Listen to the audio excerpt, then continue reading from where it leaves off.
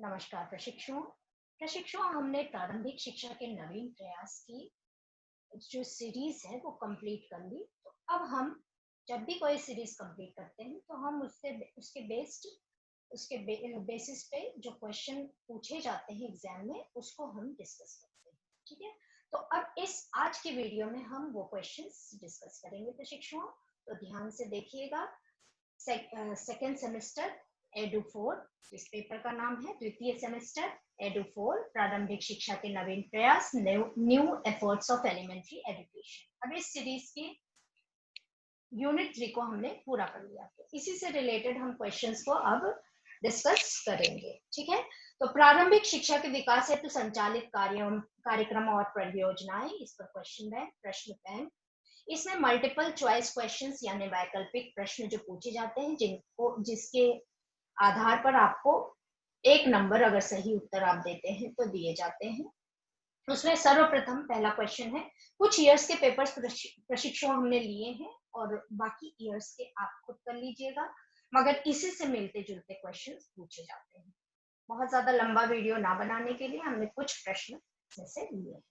देखिए, सबसे पहला प्रश्न है, राष्ट्रीय बाल श्रम परियोजना संचालित की गई। तो 8वीं पंचवर्षीय योजना, 9वीं पंचवर्षीय योजना, 10वीं पंचवर्षीय योजना, 11वीं। मेरा वीडियो आप देखिए पिछला और उसमें से क्वेश्चंस निकालिए। सिर्फ वैकल्पिक प्रश्नों के कुछ उत्तर मैं आपको दे दूंगी। जैसे इसमें है 9 पंचवर्षीय योजना। प्रशिक्षण नेक्स्ट क्वेश्चन है, उत्तर प्रदेश के समस्त जिलों में स्कूल चलो अभियान शुरू किया गया। तो ऑप्शन है आपके वर्ष 2001 से, वर्ष 2002 से, वर्ष 2003 से, वर्ष 2004 से। कब से शुरू किया गया था? वर्ष 2004 से। राष्ट्रीय साक्षरता मिशन की स्थापना के बाद सर्वप्रथम संपूर्ण साक्षरता अभियान की घोषणा की गई। कहां पर प्रशिक्षुओं? ऑप्शन है आपके केरल में, एमपी में, मध्य प्रदेश में, राजस्थान में, उपर्युक्त में से कोई नहीं।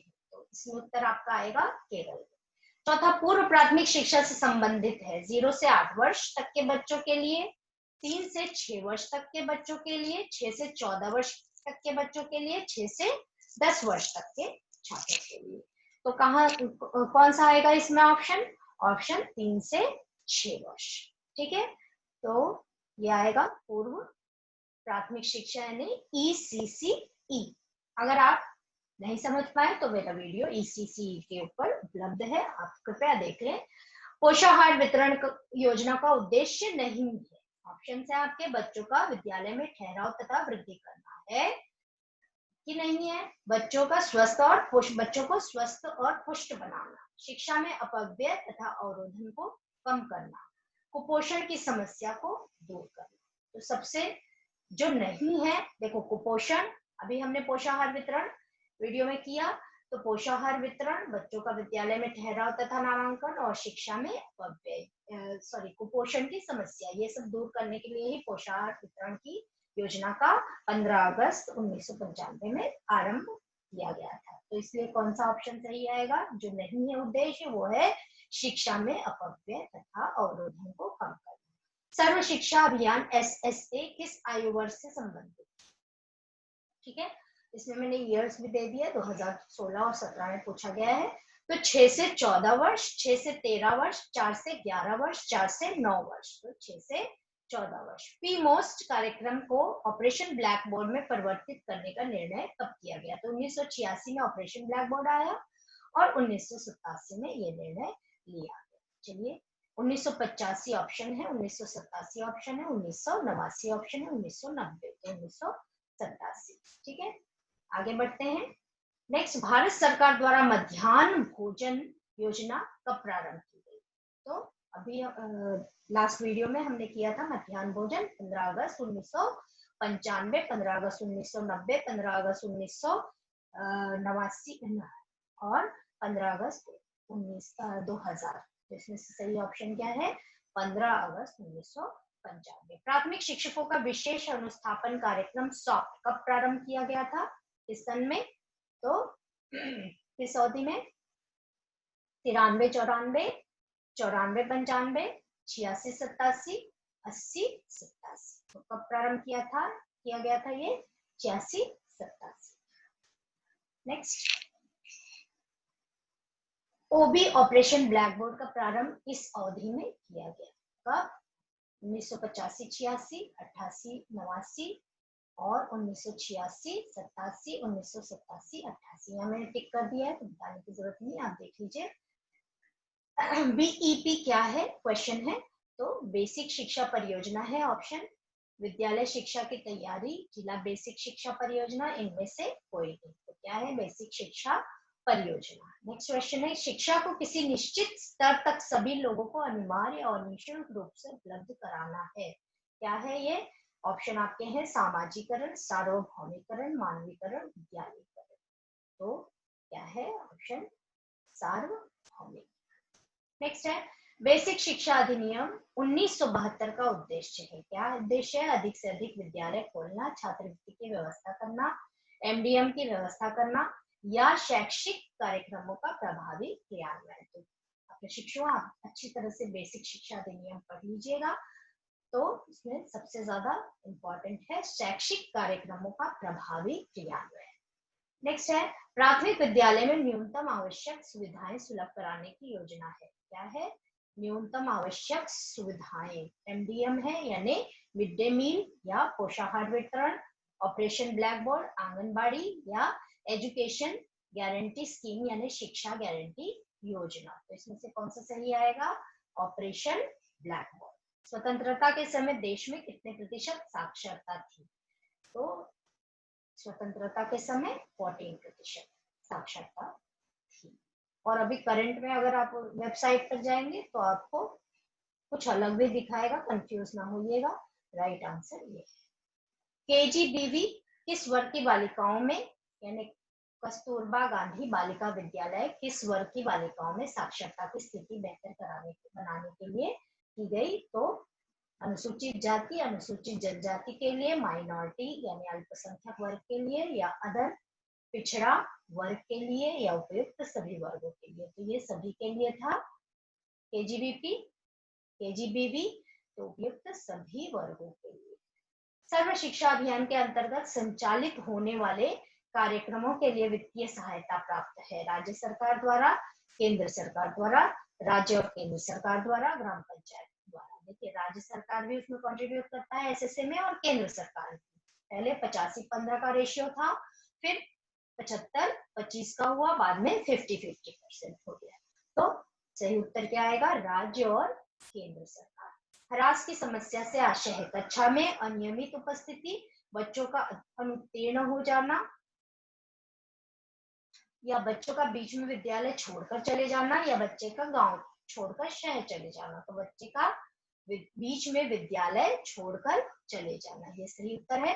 अब नेक्स्ट आते हैं अति लघु उत्तरीय प्रश्नों पर।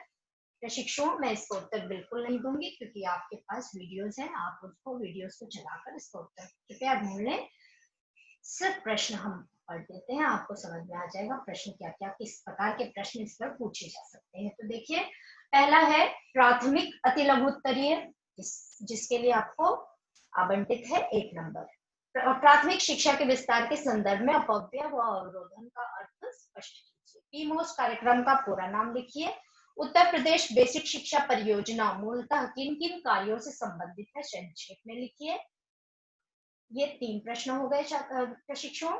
नेक्स्ट है विद्यालयोन्मुखी कार्यक्रम से आप क्या समझते हैं, 5वां प्रश्न। छठा, पूर्व प्राथमिक शिक्षा परियोजना के अंतर्गत शिशुओं के सर्वांगीण विकास हेतु कौन कौन से क्रियाकलापों का आयोजन किया जाता है। एसएसए के 7वां क्वेश्चन, एसएसए के यानी सर्व शिक्षा अभियान के सफल क्रियान्वयन हेतु सरकार द्वारा कौन कौन सी योजनाएं बनाई जाती है। फिर कस्तूरबा गांधी बालिका विद्यालय में मॉनिटरिंग का क्या प्रभाव है, यह है आपका 8वां प्रश्न।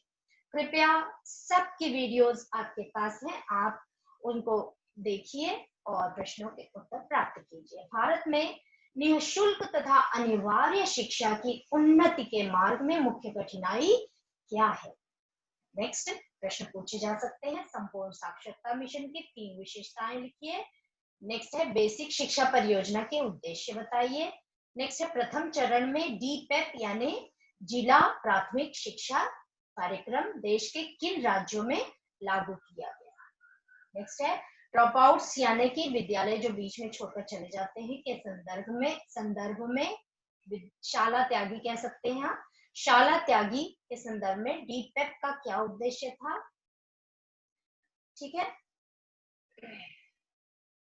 जिला प्राथमिक शिक्षा परियोजना का क्या उद्देश्य था? नेक्स्ट है 14 पीमोस का पूरा नाम अंग्रेजी में लिखिए, ऐसा क्वेश्चन पूछा जा सकता है। नेक्स्ट है विद्यालय शिक्षा की तैयारी से आप क्या समझते हैं?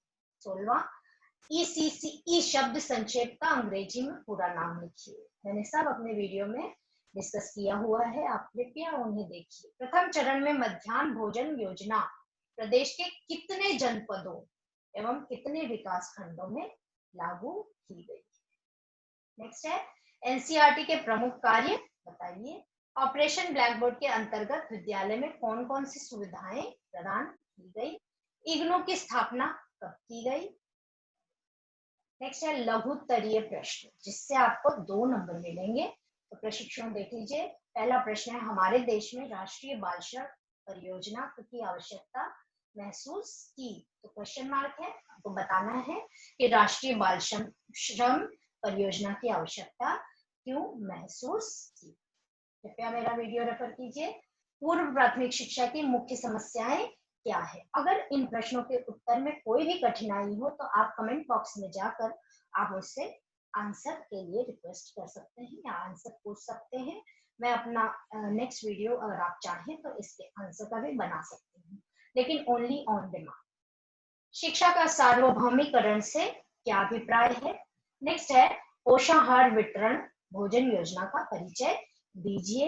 ECCE कार्यक्रम की गतिविधियों का संक्षिप्त वर्णन कीजिए, यह है 5वां। नेक्स्ट है छात्रवृत्ति वितरण योजना शिक्षा में किन किन स्तरों पर लागू है? कक्षा 1 से 8 तक अध्ययनरत छात्रों के संदर्भ में संक्षेप में बताएं। नेक्स्ट है नीपा के कार्य बताइए। SCERT के कार्य क्या क्या है? मनोविज्ञान शाला कहाँ स्थित है, उसके कार्य बताइए, यह है आपका नेक्स्ट क्वेश्चन। 7वां 8वां 9वां और 10वां क्वेश्चन है राज्य हिंदी संस्थान के मुख्य कार्य क्या है? तो इसी प्रकार से ये कुछ प्रश्न मैंने सिलेक्ट किए हैं, इसी प्रकार के प्रश्न आपको एग्जाम में पूछे जा सकते हैं। प्रशिक्षुओं आप तैयारी कीजिए बहुत अच्छे से, जहां भी अटके मुझे कृपया बताएं ताकि मैं आपकी मदद कर सकूं। मेरे वीडियोस देखें और लाइक शेयर और सब्सक्राइब करें। धन्यवाद।